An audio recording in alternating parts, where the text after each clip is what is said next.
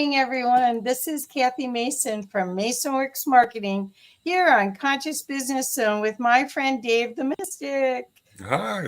Hi, Dave. I'm so excited to talk to you. I always enjoy your point of view and your usefulness with what you do, because so many people that are able to expand their consciousness can't articulate it and can't share it in usable formats for the others. And you guys, okay, so let's start with, you are a rocket scientist, right? Yes. I have a bachelor's and master's in electrical engineering and a bachelor in psychology and a master in computer science. I worked at General Motors for a couple of years out of grad school, then Boeing for a couple of years. Then I worked at Martin Marietta, which became Lockheed, for 20 years. Wow. And then I worked at, I did some R&D for the Air Force, and then I worked for a consulting company down in Houston, managing their office for Denver for providing engineering services. So there's spacecraft out there that have my name on them, and I led a number of groups doing spacecraft activities. So that was sort of my day job.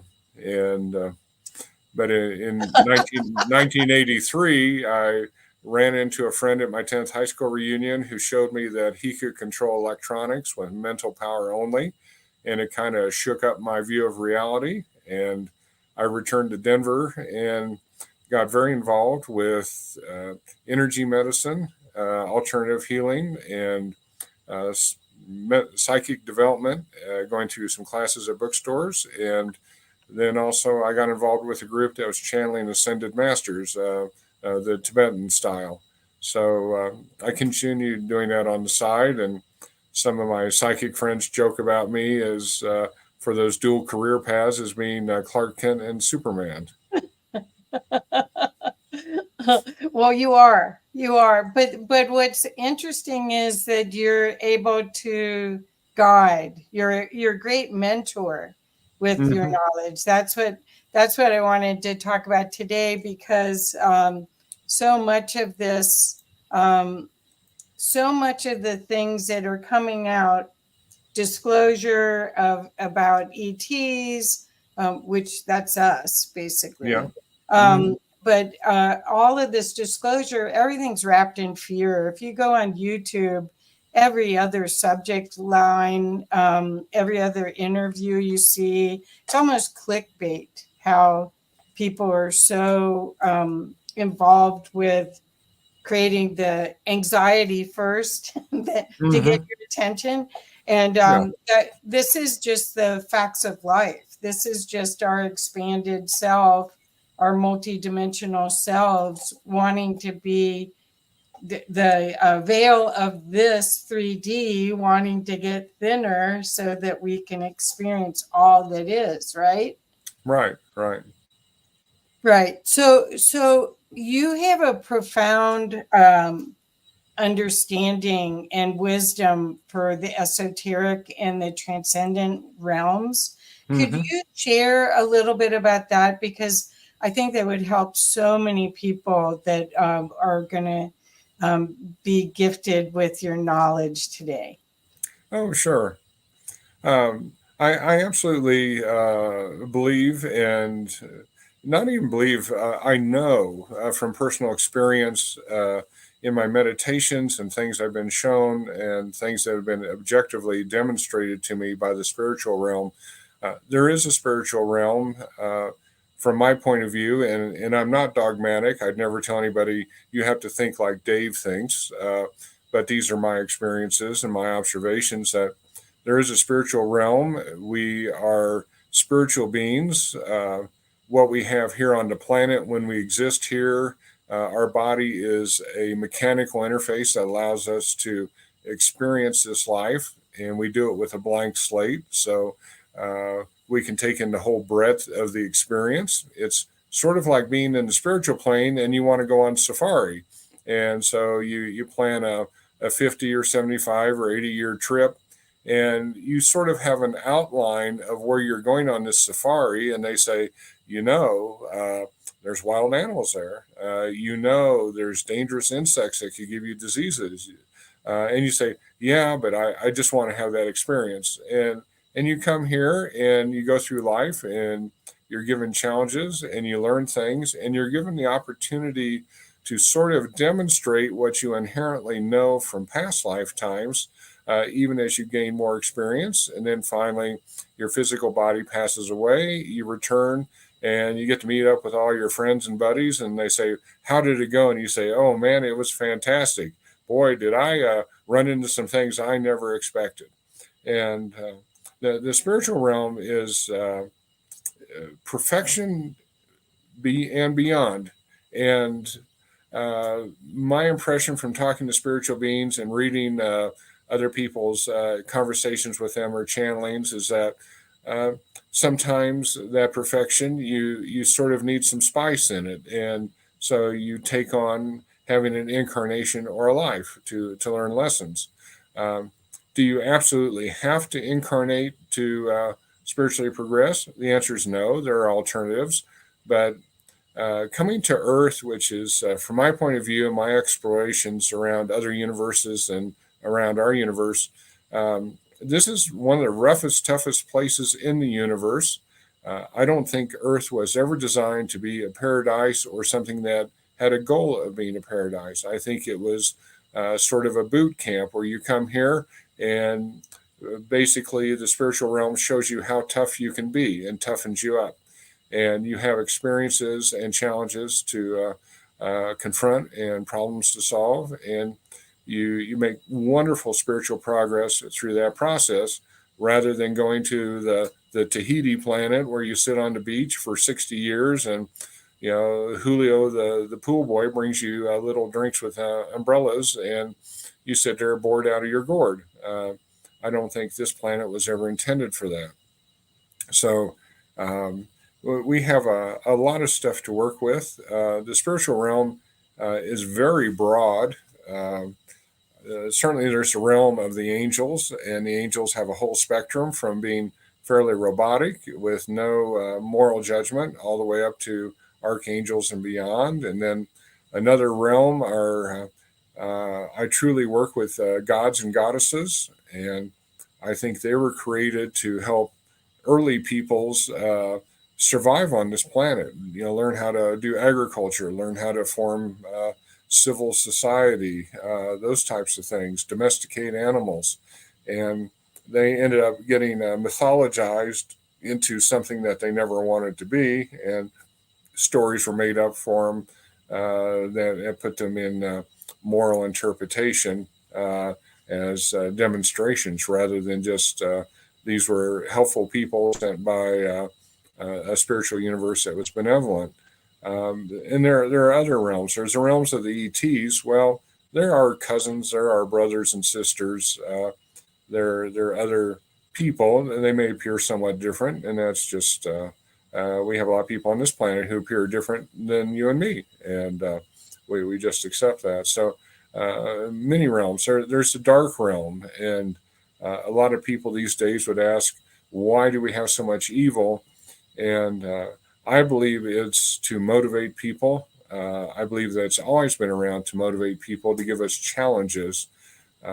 One of the expressions in a book that I saw that I really liked was evil provides the rungs on the ladder that we push against as we climb towards the light. So I see evil in that role. Is it excessive right now? Yes. Part of that reason is I think we're coming up to a major vibrational transition, and I think the evil has increased radically to try to motivate people to shed some of our past behaviors. The past 150 years have been very tumultuous for the human race in terms of our ability to use advanced weapons and other techniques to kill people on a large scale. And we've had a number of genocides. And I think part of the evil emerging right now is to motivate people to get involved, to have their voices heard, that we're done with this. We need to move on and we need to grow out of it, not to continue doing it. So uh, that's sort of my point of view on why we have it. And I don't see evil as a bad thing. I see it as some people say, a necessary evil, because uh, people left without challenges external start just through their own creativity creating internal challenges for themselves and for others, and those can be much harder to deal with than having an external thing that everybody can generally agree that's bad and we need to do something about it. So I think there's a purpose for evil in the world, and I think it's to help people to mature and grow, and to as I say, quit sitting in the basement, hiding from society, eating pizza and drinking beer and playing video games, and to come back out into the sunlight and to get engaged. So uh, Wow. it is a very good purpose out of what they're doing with it, even if it's unpleasant at the time. Well, a lot of times people talk about good and evil like there's an absolute truth to it, and Hmm. so much of this existence, because we're multidimensional beings and not everyone is working through their higher knowing, Hmm. that it's your perspective on what is good and what is evil. For instance, they'll say, when you look at the ETs that are visiting us, are they good or benevolent or malevolent? Yeah. And it's like, well, what's their perspective? I mean, Hmm. from their perspective. So, so much of this is a gift to trigger you so that you can release stinking thinking, I think. Yeah. Yeah. Absolutely. Absolutely. Yeah, the ETs, there are good guys, there are passive guys who just want to watch as we transition into a higher vibration, and then there are some truly bad guys. Um, some of the ETs that have done things like back in the 70s and moving forward, there were a lot of supposed alien abductions where people were poked and prodded and felt generally very insulted and traumatized. And part of that reason is we identify so closely with our bodies. To most of the people on the planet, the image that they see when they look in a mirror is the real you, and it really isn't. This is a robotic suit. This is a diving suit. This is a mannequin that we use to uh, manipulate our way around in this 3D reality. Well, the ETs identify with their spiritual existence, not with their body. And in many of the ETs, they can quickly transition from one body to another if they need to. So to them, it was no big deal that they poked and prodded and took samples and did unpleasant things, because um, they just assumed that we were like them and advanced enough that we didn't really identify with the body. And so if they wanted to poke and prod on our robotic self, what's the big deal? They didn't realize our close affiliation with our personality and our body, and they didn't take that into account. So uh, the majority of that stuff, regardless of what you read, has dropped off. They've come to grips with the idea that people really do identify with their physical body, and to do something to them physically can be seen as emotionally devastating in some cases.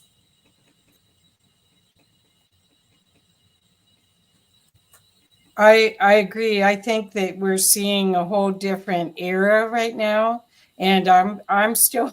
I was having a conversation last week with someone, and I've been saying, "Come on, guys, where are you? I want to talk to you."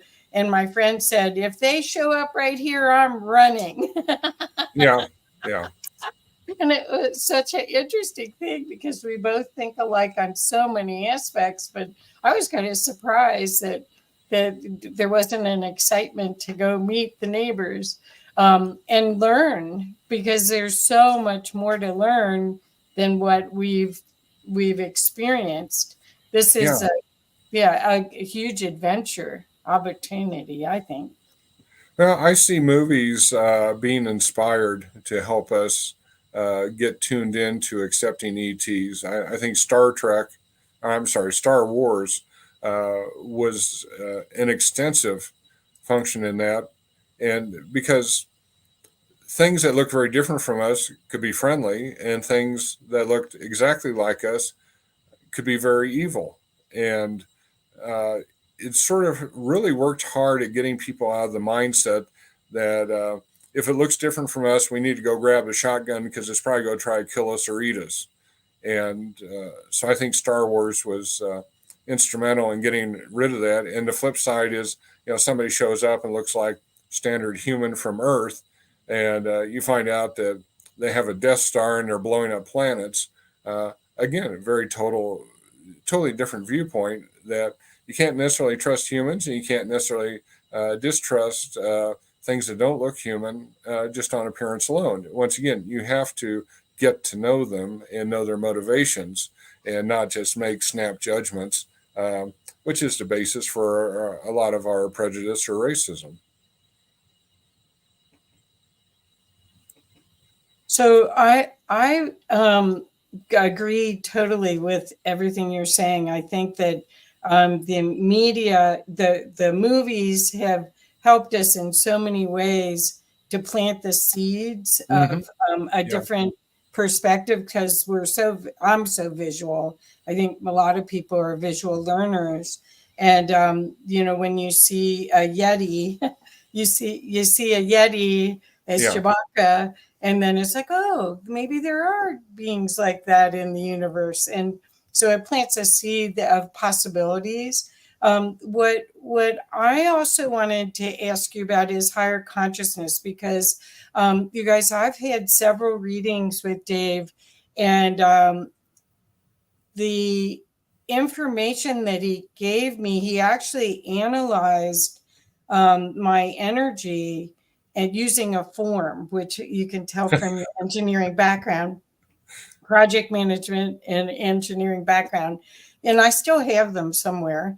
So he was able to read me in a different way. And as I said, the information is very useful.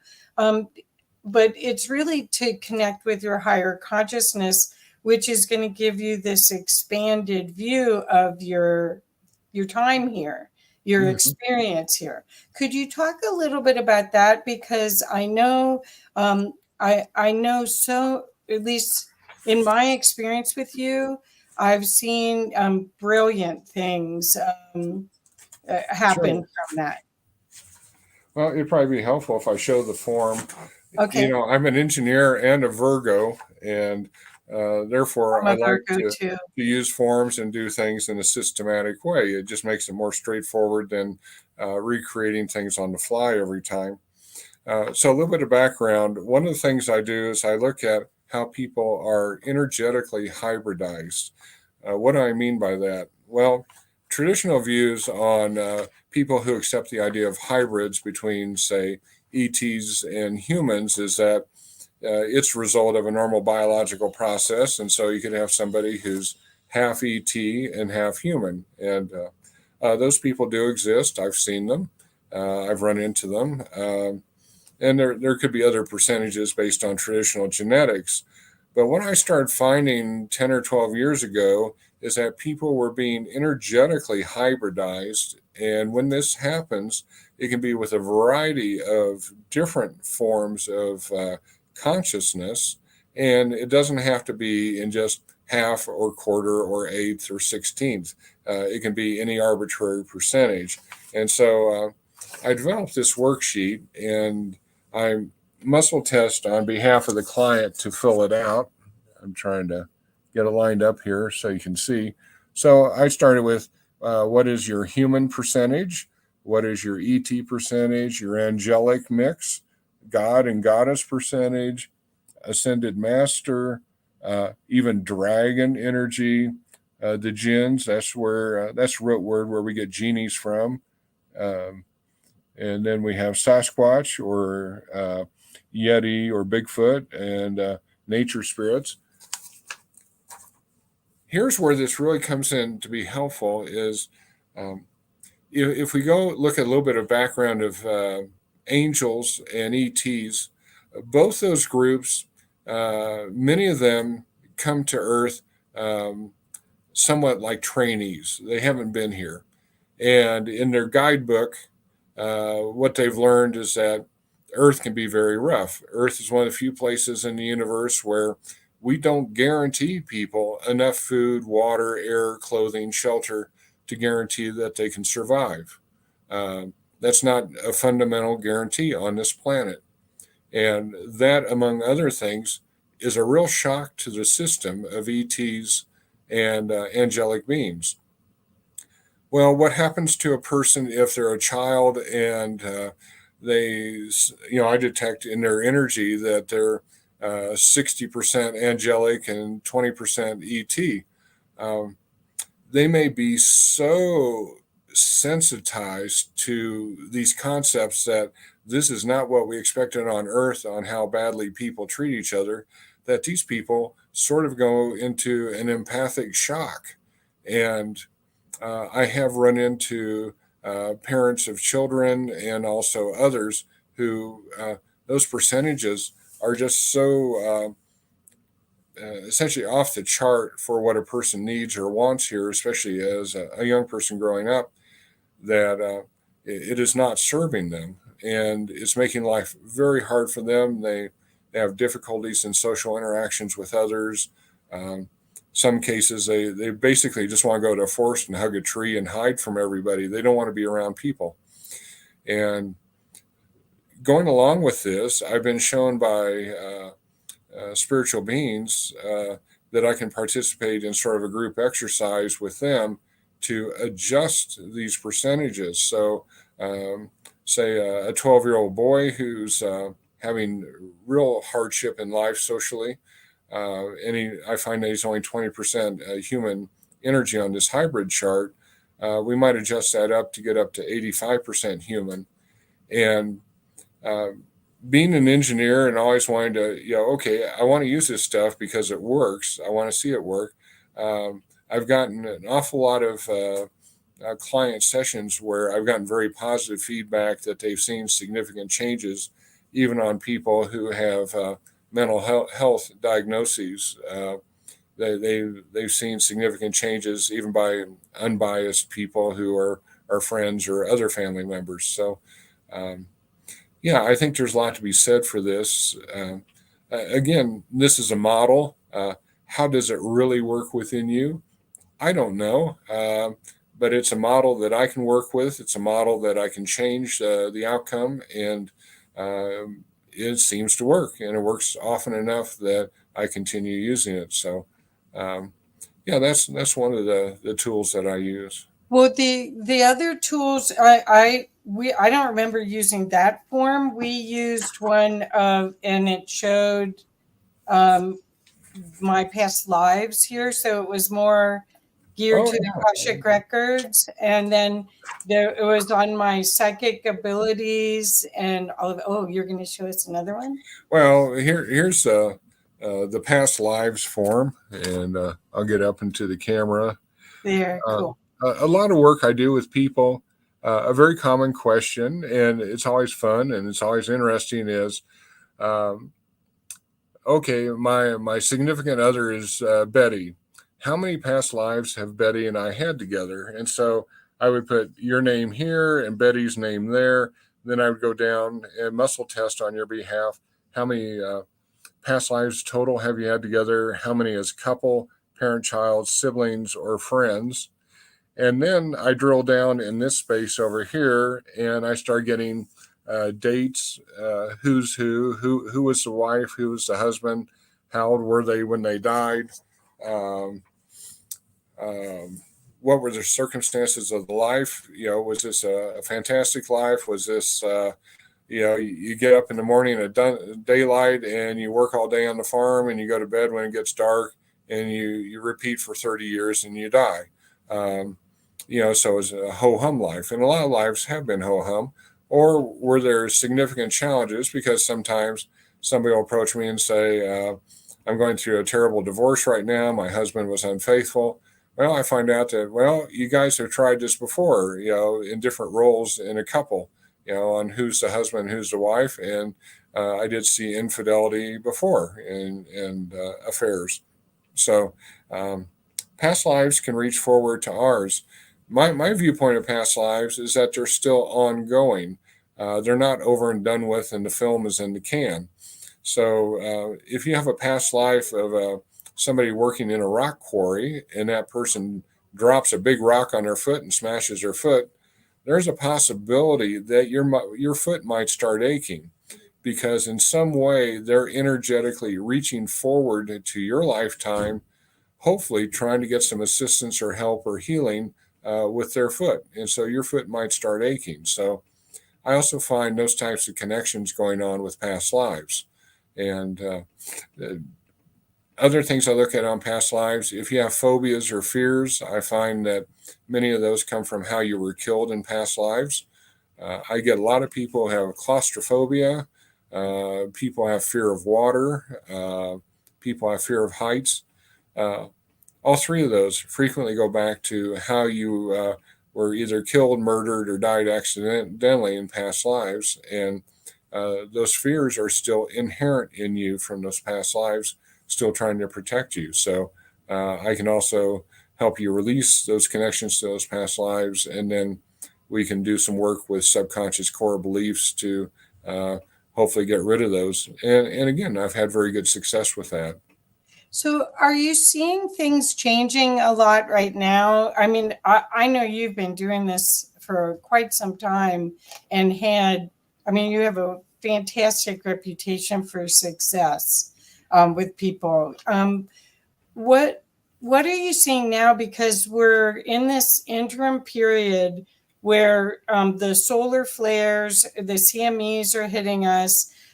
Some people are using that energy and activating and putting more love in each cell. Some people are really struggling physically, mentally, emotionally with it. Are you seeing that the tools that you have and the paradigm you've been using is applicable, or has it had to change, evolve? I see most of my tools, they continue to evolve, and I think they continue to be helpful. Um, if you go back in time to about 1989, there's something called the harmonic convergence. Mhm. And a lot of people put a lot of weight on that as being an alignment of planets that was going to start shifting things.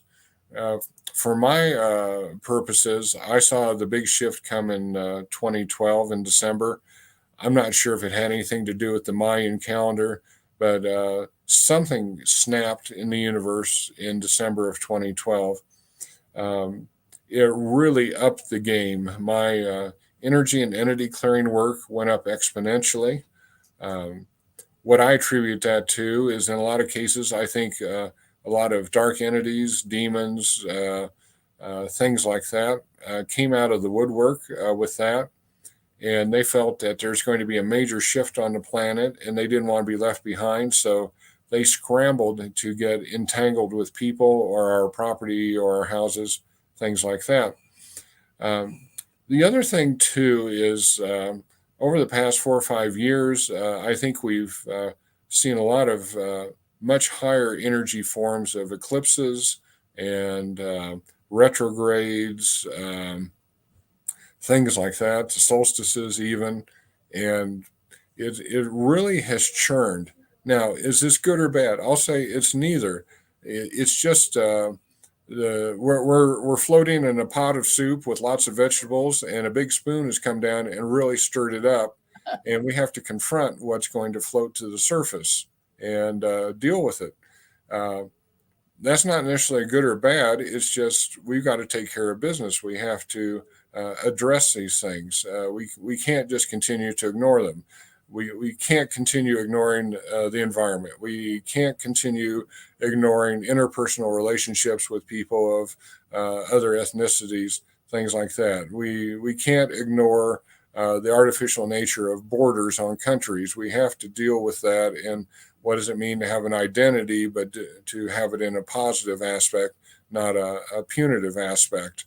Um, all these things, the amount of fish in the ocean, the amount of trash in the ocean, what we're doing with our landfills, all these things, we have to take a look at it. And So I see these energies as being stirred, uh, not to punish us, but to just put us in a position where we can't ignore it anymore. We have to start talking about it. We have to start taking action. We have to start looking down the road 50 or 100 years.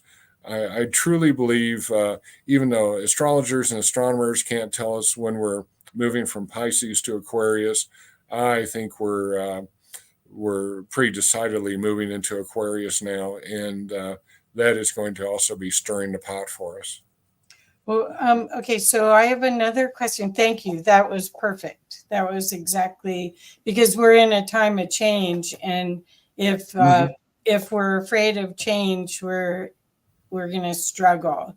If we Yeah. can go with the flow of change and see with our worldview, if we're assuming that everything is for you and that you're lucky and that things are going to work out well, it's just bumps in the road. It's not. Yes. It's not cataclysmic. But if you have the mind view that the end is near, then you'll create that, right? Yeah. Yeah. So I have a question, and then I want to ask about your show. But my next question is about the search for our origin as a species. You mentioned that we might be a combination of different beings in this avatar body, and we chose those aspects to have this experience, to have the tools or the attributes available. Are you seeing? I'm seeing, and that's why I'm asking. I'm seeing a lot of people like the Portal to Ascension crew. Everyone wants to know what's the real history of mankind. Where's our real origin and all of that. How do you see that work in your work? Do you see that it's really important to know how humans were made, or even Greg Braden talks about the CRISPR system that was used to change our DNA. I mean, it's been a theme that just keeps, it seems like it's escalating.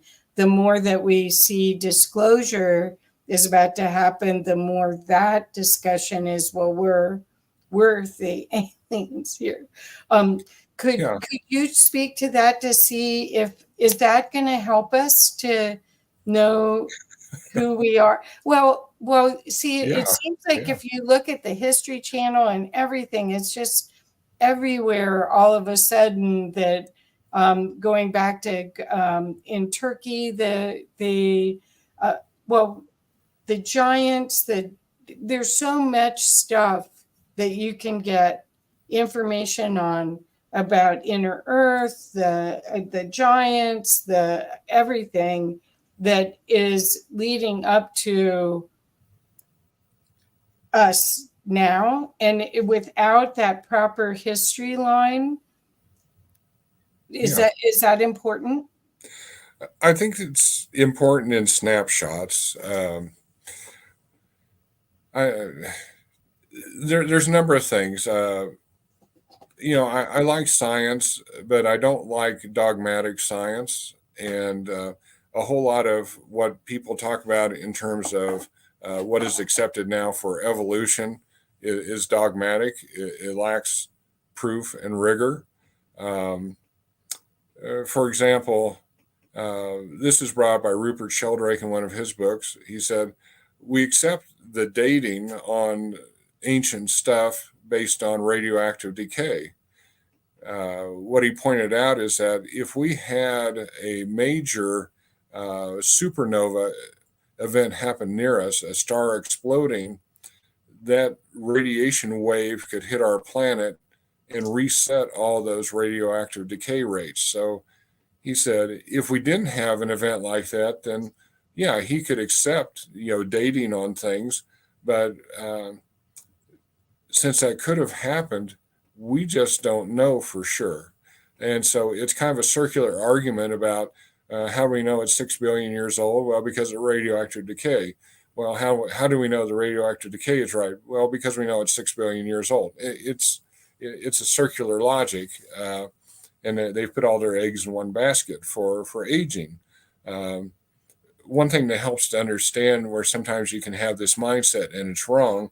In eastern Washington state, uh, there's a whole lot of heavily eroded area that even has some funny phenomena where they have car-sized boulders that are up on shelves that are like 100 to 200 feet above uh, the bottom part of the gully.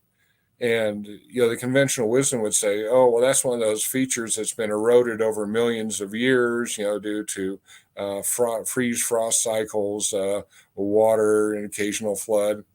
Well, no, the best guess they have now is that it happened in 2 to 3 weeks when the ice age was ending, and there's a major ice dam in Canada, and it suddenly let loose, and cubic miles of water came rushing down, and they carved that thing in a matter of days, Wow. and they elevated boulders.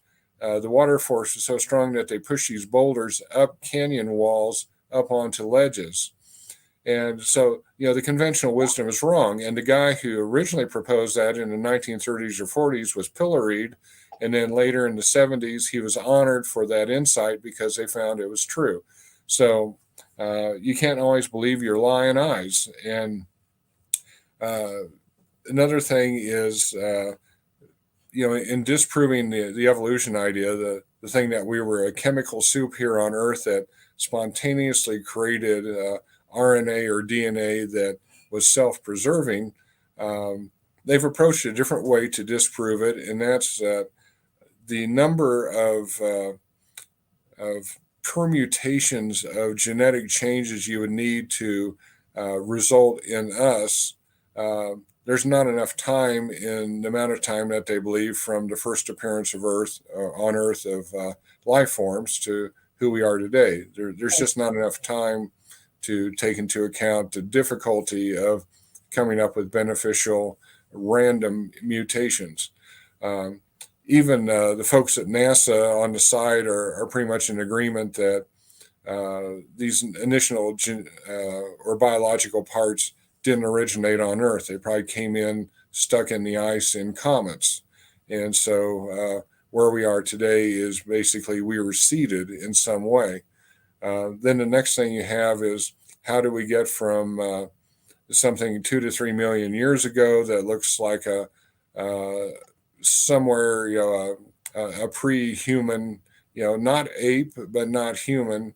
How did that suddenly, in the space of a million, 2 million years, get into Neanderthals and then Cro-Magnon men and then modern Homo sapiens? And um, I think there's a lot to be said for the idea that, yeah, we did have outside interference that did update the genes and uh, really move things along for us. There are some people who speculated and they believe that they've had channelings that why do we have 23 strands of DNA? Well, there are 23 root races embedded in us that created what we look like today. Maybe, maybe not. I don't know.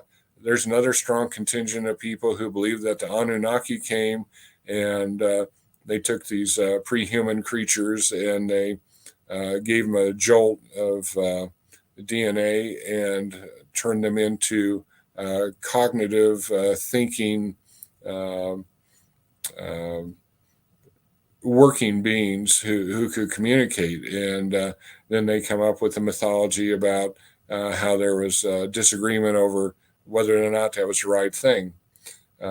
Another problem I have is um, I don't believe that the Yahweh of the Old Testament is what we would consider to be the loving, ultimately all-knowing consciousness of the universe that many people would designate as God or the Creator. I believe Yahweh was a demigod of some type, uh, possibly an ET, who behaved very selfishly and very humanistically, and not at all what you'd expect out of something that you would say is the ruler of the universe. If that consciousness was the ruler of the universe, I can't see why there would be this emphasis on having one small group of people in the Middle East, calling them my chosen people and saying, I will smite your enemies, and then giving them some very amoral commands on what they're to do with their enemies that were horrific. Right. Right. It's just it's inconceivable to me that the Yahweh of the Old Testament is something that deserves universal worship. It's That's I an wouldn't go That's an after. angry, scary God. Yeah, That's I wouldn't. that's all I know. It's I like wouldn't doesn't make worship sense. Baal. The Baal of the Old Testament, who told the people to sacrifice babies in furnaces. And you look at some of the things that there are really two groups. There are Israelites and the Judeans, and a lot of the Old Testament is a melding of their two traditions. But they were at war between themselves Right. and doing horrific things to each other. And then it's hard to say, well, you had two groups. They're both what we consider to be a Jewish Semitic people, and yet they both felt they were the chosen people, being told by their God what to do to the others. And Well, so if I you think the Old Testament again, leaves things open. So do I think the Earth is only 6,000 years old? No, I don't think so. But potentially, could it be? Potentially. There are some interesting fossils in Texas where they've uncovered a limestone thing next to a river, and when they break apart a fresh piece, it's very interesting because for a long pathway there are human footprints in the mud next to dinosaur footprints, and so how do modern anthropologists and modern oh bone hunters reconcile this? Well, they give you a catch-22. Um, they say, well, we can't see it in a museum. Well, this stuff is very soft and weathers very quickly when it's exposed. And if they cut out a block and stick it in a museum to be examined, they say, well, we didn't find it in place, so we don't trust it. So when they go out there and they say, okay, here it is, now you can study it in place, and they say, it's so weathered, we're not sure that this hasn't been faked. It's a catch yeah, 22. yeah. They will not expose themselves to ridicule from others by saying, here we have the Fred Flintstone problem where, we have people coexisting with dinosaurs. Um, I think a lot of this is part of the system where, mhm. in order to be monetized in science or academia, you have to follow the You have to lead. toe the line. Yeah, yeah. So, and you have to keep producing papers and publications that follow the lead and the party line, if you want to say. So a lot of this stuff is coming out just like disclosure from the general public. Hmm.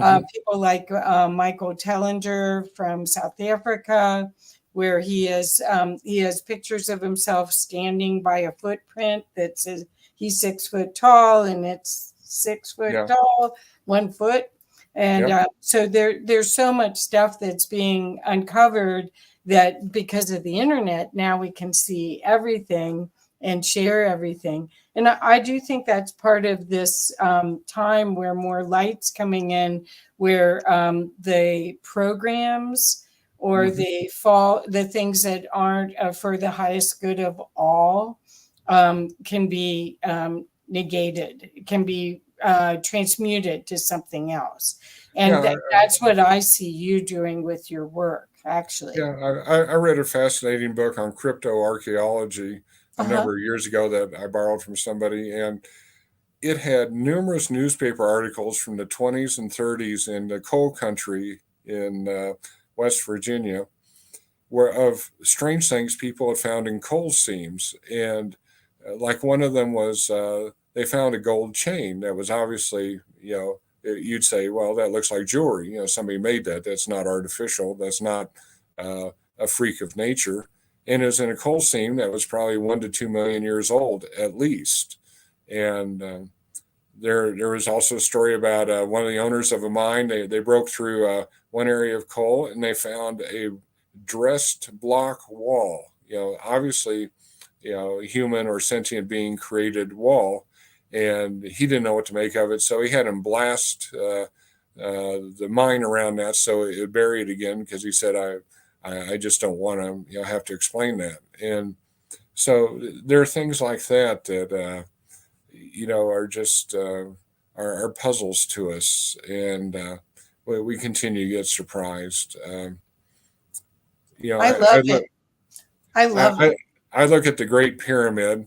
They estimate that if the Great Pyramid was built in 17 years, that they had to deliver a fresh block, a 5-ton block of stone, every 70 seconds to be built.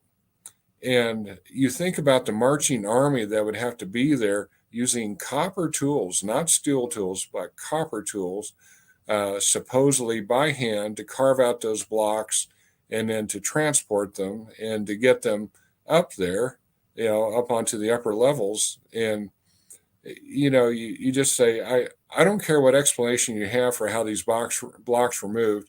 You can't show me one that would efficiently move those blocks in time. And people have studied this for hundreds of years on what it would take. And occasionally a university team will show up and say, well, this is how we transport a block.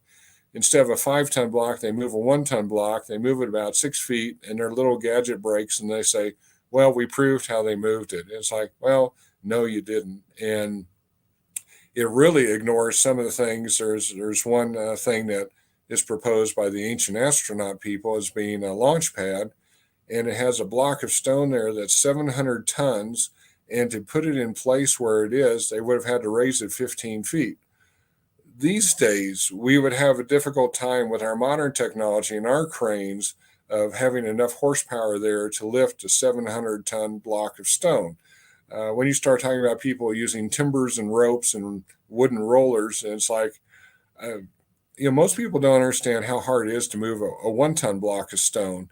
You start talking about 700 tons, and it's hard to get enough people surrounding that with ropes to think that you're going to do anything to it. So I think a lot of their explanations for that are just nonsense and gobbledygook, and they don't have a good story, and they're embarrassed to admit it.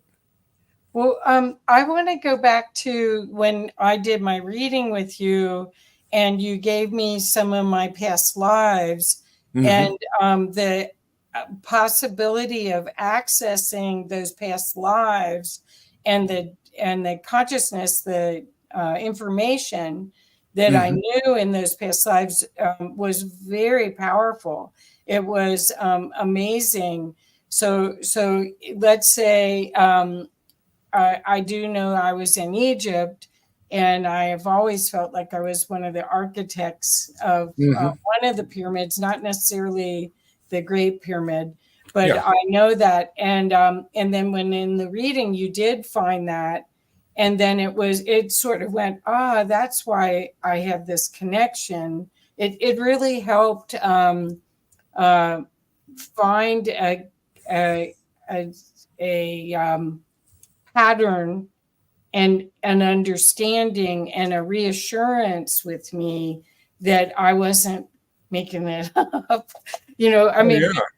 But I do feel like you can access, once you know those lifetimes, and maybe your composite is part of a angelic or human, whatever your percentages are of those things, then you can bring those attributes in and use them in your everyday life and make this life so much better.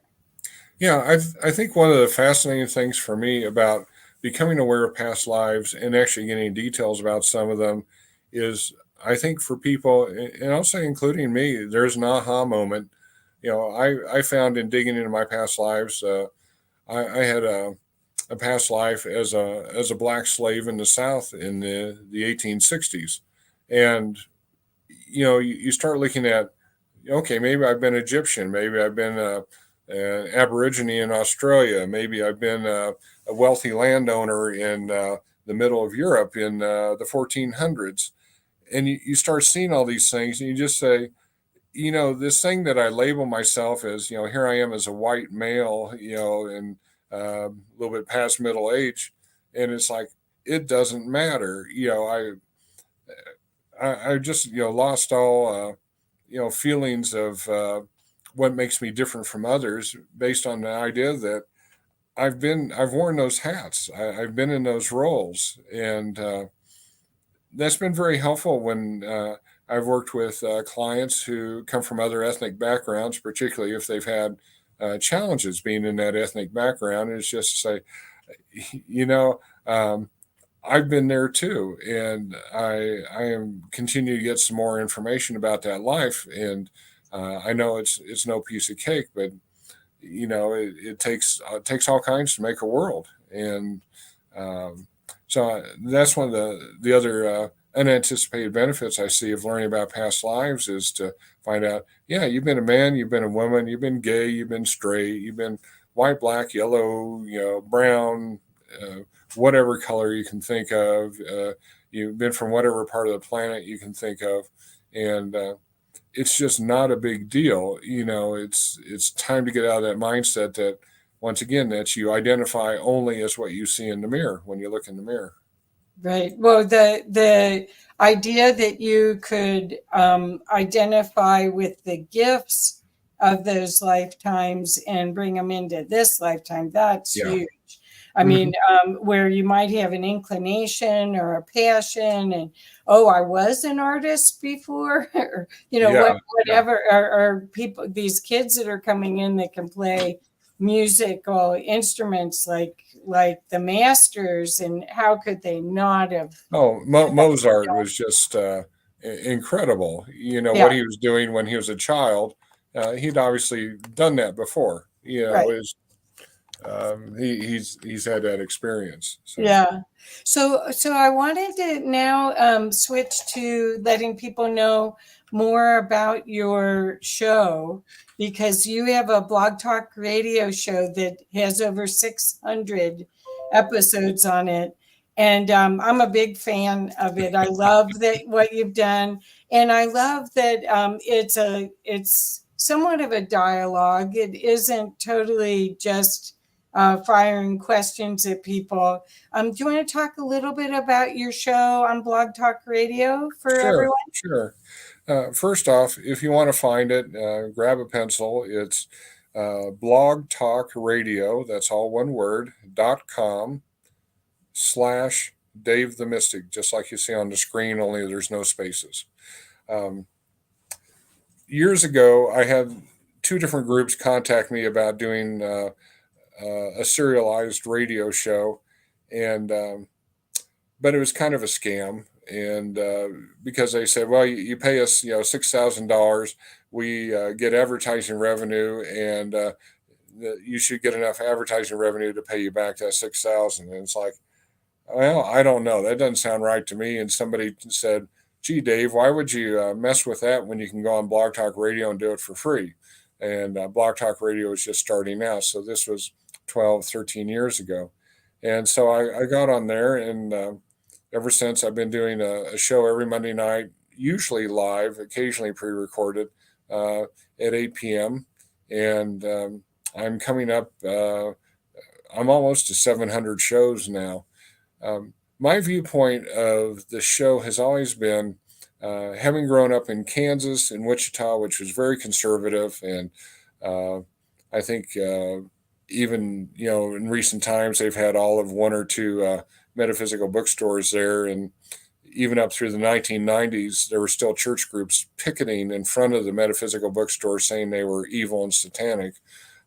Is that kind of environment? And I thought, if it's that bad in Wichita, you go to Western Kansas, it's got to be horrible. And I thought, I'm going to take this show and I'm going to target the interviews and stuff for people who don't have access to this material any other way. They don't have bookshops. They don't have potentially readers or healers near them because of the conservative nature of the community.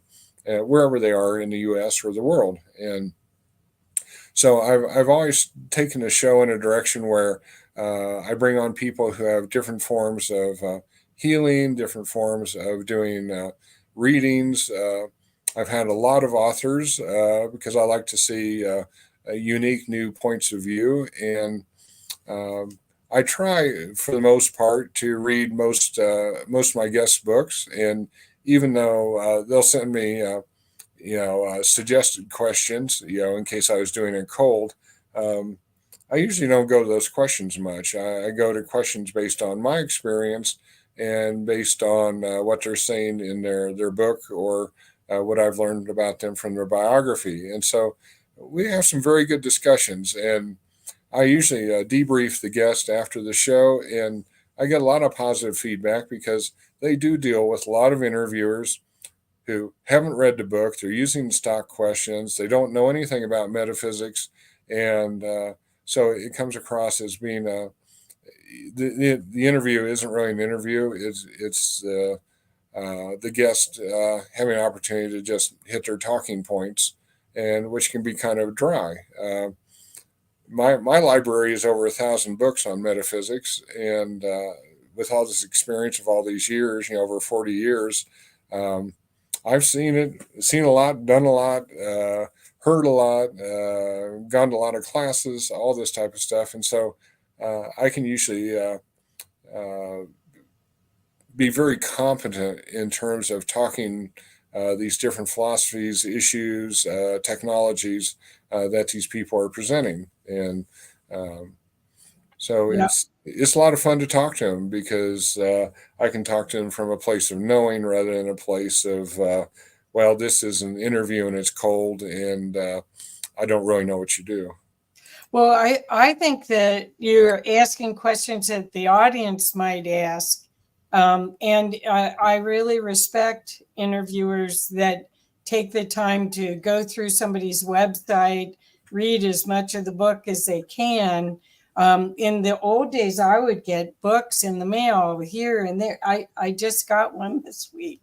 Uh, Now, a lot of times people give you PDFs, but I spend a lot of time before I get have somebody on. If I can, I'll read their whole book, just so that I can really help them express their gift.